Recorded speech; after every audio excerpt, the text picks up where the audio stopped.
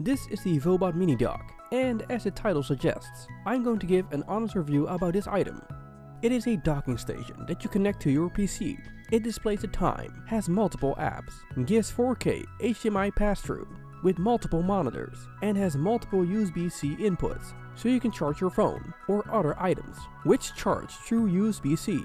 It's smaller and lighter than the other dock that I have right now, the Cola-like Coloplay, which I reviewed in the past. It sort of does the same.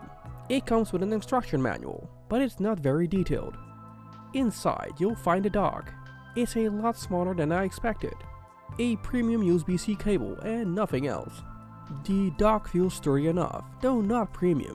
It's well built and only has a rotating dial, a side button and inputs on the back. Time to set it up and see what it actually does. The biggest problems I have with products like these is the software. The Vobot Mini Dock solely relies on the fact that everything you do, from transferring files, changing settings and more, you have to make a wired or wireless connection through an IP address. Setting this thing up isn't for non-savvy tech persons. I had quite the frustrating experience of setting this thing the way I would like. There are just a few options here when you have the item in stock mode. One thing you will constantly see and need to go to is the setting menu. More on that later. So I set this up, and the first thing you will notice is the RGB lighting. Now this is really nicely done and can set to multiple settings. I like the breathing option, so that's what I'm going with. It comes with version 1.1.1 and there's no firmware update at the moment, sadly. And I say sadly as this thing has a lot of software hiccups. First of all, see this screen? This is the screen you'll see a lot. It forces you to type in its IP address in your browser. Once you are connected to the Wi-Fi or wired, you will be greeted with this screen in which you can install apps. But you'll first have to find the app on Vobot's main site. Find the ID code, go back, paste the code, and then it installs over the air onto the Vobot. Is this annoying? Yes it is. It's a frustrating process that you have to get used to if you are using this device.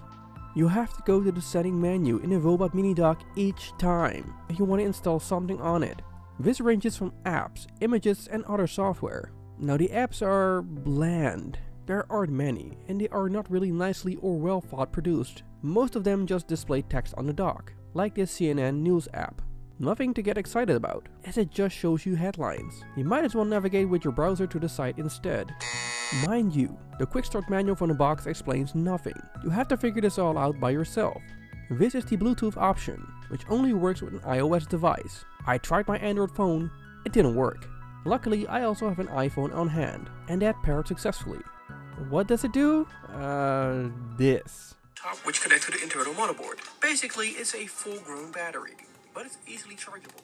Great. Why would you want to do this? This is even more work.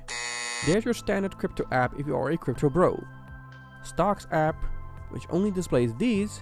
If you want more, you have to install more through the IP address. Get used to that again. A weather app, which displays the temperature, humidity, and wind speeds. Okay. So there's one thing I really want to test out. At least, I wanted to test it out. First, I needed to activate experimental features for it to work. Why? Well, there's the option to play Nintendo NES games on this tiny screen. A feature that I wanted to test out badly.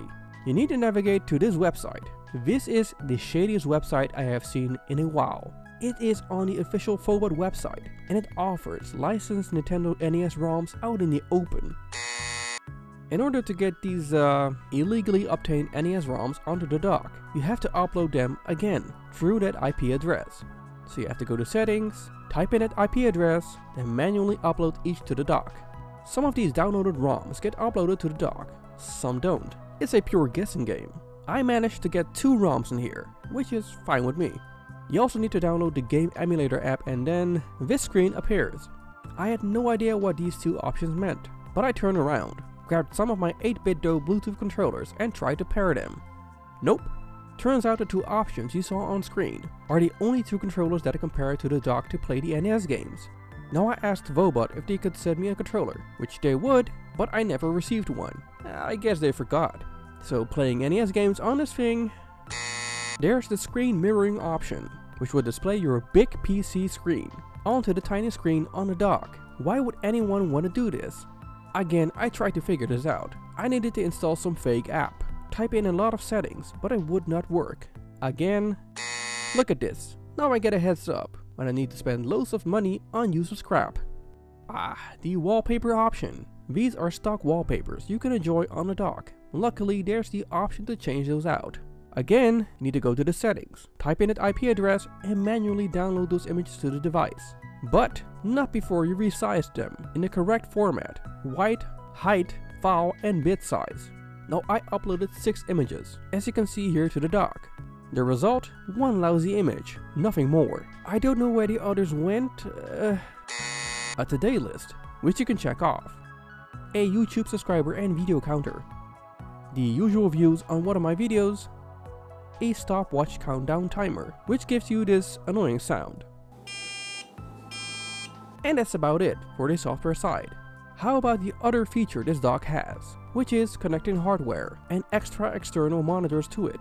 A very handy feature. At least that's what I was going for here. Charging things like my phone, no problem. But the problem occurs here. I plug in this Microsoft Surface tablet to the dock, then an external monitor as well through HDMI. The only thing happening here is that the external monitor flickers for just a fraction of a second. I tried a laptop. Same thing. It doesn't display anything. So what is the dock good for? Well, try connecting all your peripherals to it. That'll work flawlessly, making it a cluttered mess and something like a Frankenstein's monster dock. Do you need this dock? No. Do I recommend this dock? No. I will send this thing to review, and as always, I am honest with my reviews. The biggest problem with products like these, manufacturers should learn to hire proper coders and keep developing the software on these products. For now, this to me feels like physical shovelware. You buy it, feel happy about it for a few minutes, get annoyed, the manufacturer releases one update, and this product is never to be heard of again. And that's really the saddest thing about this dock. It looks nice, it feels nice, but that isn't the key to success. Develop, update, and make customers feel good about their freshly purchased product. For now, this is nothing else but a good-looking forgettable item, which has a lot of flaws that need to be addressed. Thank you for watching this video. I hope I helped in making a decision whether you should purchase this Vobot Mini Dock. Let me know what you think about the dock. Leave a comment below, hit that like button and subscribe, you know, the usual stuff. This will keep you updated whenever I release a new video. Have a nice day, and I'll see you on the next one.